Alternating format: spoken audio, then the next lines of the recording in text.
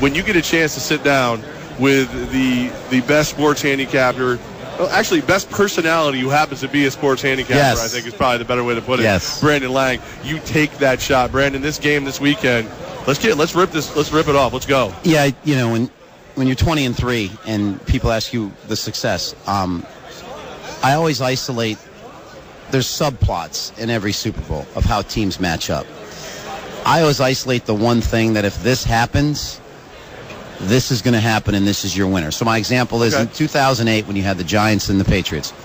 Patriots 18-0. They played the last game of the year. They didn't sack Brady, but they hit him like 14 times. And so I said to myself, when they met in the Super Bowl, my question was, do I think the Giants can get pressure on Brady without blitzing? If they do, they're going to win the game outright. My answer was yes. I took the Giants on the money line. They beat the crap out of them, and they won the game outright. Okay. This game here, Denver's defense is going to do what Denver's defense does. They're going to play well. If you think Cam's going to go on 4 11-play drives and put up 4 touchdowns on this defense, it's not happening. They're too good. They're too fast. They're too disciplined. They're going to play well. For me, and right over your right shoulder is Matt Ryan. And I said, and I pulled him off to the side about 2 hours ago. I said, Matt, you beat him 2013. I said, I have one question for you. I said, when you had time to throw, you had guys running wide open. And he said, absolutely. He said, we were very good on third down. He said, my offensive line did a great job. Our D-line did great getting pressure on Cam. He said, I said, if Manning has time, he's going to find some holes, isn't he? He says, yeah, because that's the problem. Is he going to have time? And that's my question to you guys. The question of the day, the whole Super Bowl falls on one thing and one thing only. Can the Denver offensive line have a good enough day to give Manning enough opportunities to convert, keep the chains going, and exploit the weakness of the Carolina secondary? And that's the question. I love the under. I love the under a lot. I don't, unless there's turnovers, this game isn't getting over 45. Both defenses match up too well. The question is, can Peyton played a clean game against Pittsburgh, clean game against New England? I ask you guys this question. If Peyton had turned the ball over in the Pittsburgh or the New England game, do they win? No, they lose those games. Probably not. So he played clean. If Peyton Manning does not turn the ball over, Denver's going to win the game outright and shock the world. But the question is, can he do that for a 4th straight game? Do you like the line where it's at, like hovering? 4.5 is kind of where the line is at most places. Do you like that? He's taken Denver at 4.5. I've taken Carolina, but if you look around now, it's still at 5.5, 6. Right. It's still 5.5, 6 right now. You got. If you shop around, there's a lot of 6s out there right now. So don't sell yourself short on 4.5, 5. There's 5.5, 6s out there, and I don't think we're going to see a lot of movement. I think it's going to settle in at 5, 5.5, and not move off that the rest of the time before kickoff. Brandon Lang joins us, sports handicapper and personality, BrandonLang.com, the place to go when you need that kind of insight. He's got a all-star cast of handicappers around him. He's Jordan, they're the Pippins. And that's true. And it's just great to have you with us here, 104.5 The Team, live in San Francisco. Here's my question, and I'm kind of kicking your question back to you. You look at an offensive line like Denver's, not the greatest in the world by any stretch of the imagination. I actually heard one guy say there's 2 NFL guys on that line, and the other 3 could be maybe CFL at best.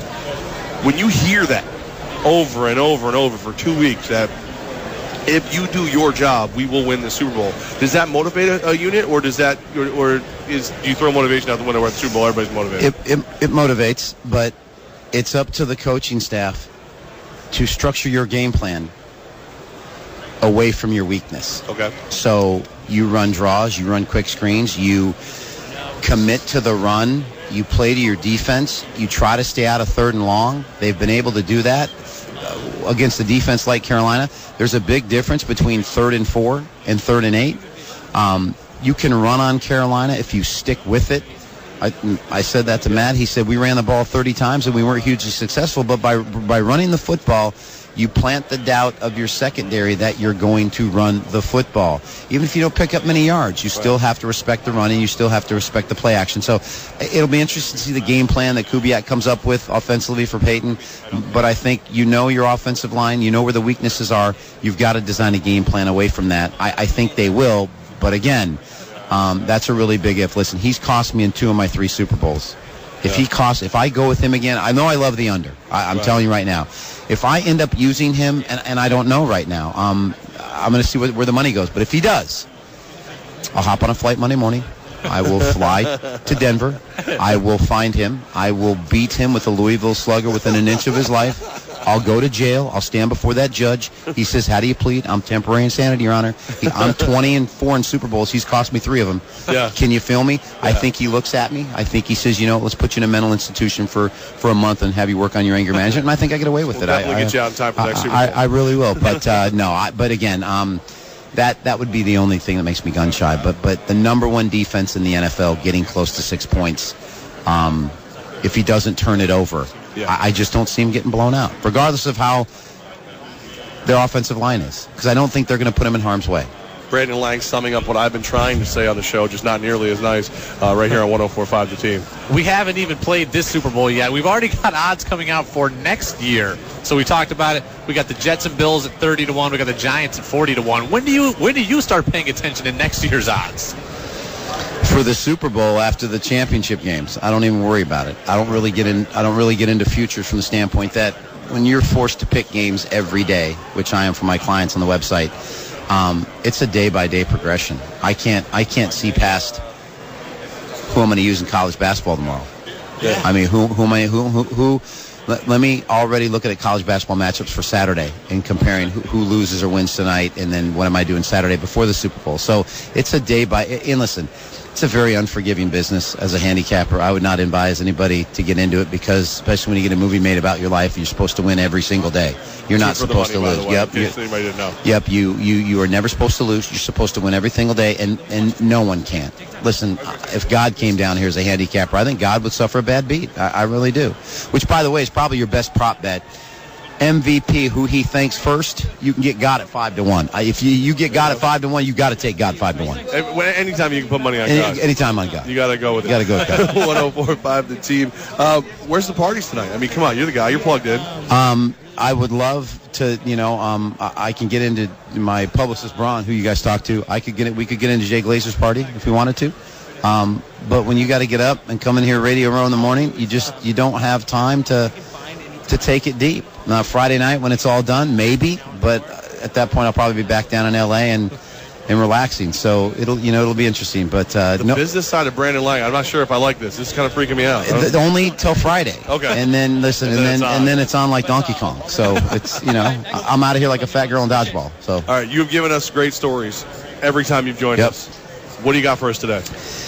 So I get the call, Jack Nicholson, Dennis Hopper, Jack Nicholson, Shining, A Few Good Men, and Dennis Hopper. So Armando, their regular caddy, says, linkage, if you're going to get tipped by Hopper, he's going to break out a joint on the first hole, and you're going to have to get stoned with him. I'm telling you right now.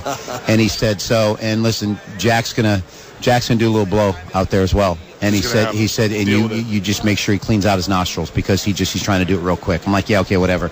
So the Caddyshack at Riviera, how much time we got? You okay, go. so the Caddyshack at Riviera Country Club is at the bottom of the first fairway. Okay. So as we pull down, and I'm on the back of the cart, there's 20 caddies outside the Caddyshack, seeing if I'm going to get stoned, because they know I don't smoke pot normally. Right. Now, when I had Mrs. Wilson of Wilson Suede and Leather, who's 72, and I had to carry a single bag to literally pay my dues, 9 holes, hit and giggle golf, I did a little wake and bake to get through that one. Just to survive. Just to survive that. So I'm not opposed to it, but I don't like to do it. Okay. So Hopper breaks it out. There you go. I go, Dennis, I can't, man. Are you gambling with Jack? He's like, yeah. I go, I can't. He goes, do you want to get tipped? I'm like, yeah. He's like, then you better hit this. And so I hit it. And it's that Easy Rider Hollywood celebrity weed. So by the first green, I'm gone, bro. I'm on Mars. I'm on Saturn. I'm running around the rings. I'm gone. And so they're waiting for me to give a read on the green, and I'm watching a hawk spot that squirrel over on the right. He's just going to go downtown. And they're whistling, saying, can we read here? And I go, you guys got to come over and look at this, man. We got this hawk's going to get this squirrel. And then literally Nicholson says to Hopper, why do you get the caddy stone, man? They're going to be worthless from now on. So we get to the third hole, and there's little dots on the scorecard.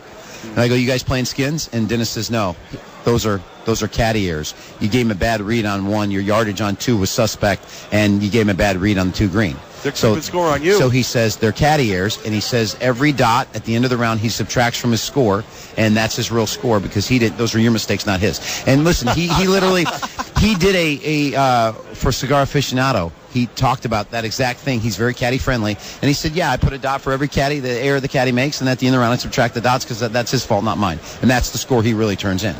Wow. So we get to the fourth hole, Riviera, 230, which by the way will have the Northern Trust next week. We get to the fourth hole, 236-yard par 3, and that's the hole Armando said he'll go behind the tree and do whatever. So Dennis and I are up on the green. Jack pulls up, he chips it up on the green, so he's got a par putt, and so he walks up, and it's about a 15-footer for par. And there it is. He's got it all caked up in his nostrils. And I look at it. Remember, I've already hit the joint again on 3. So they kept me. I was high till 7 o'clock in the morning the next day. That's how high they got me. And so Jack walks up.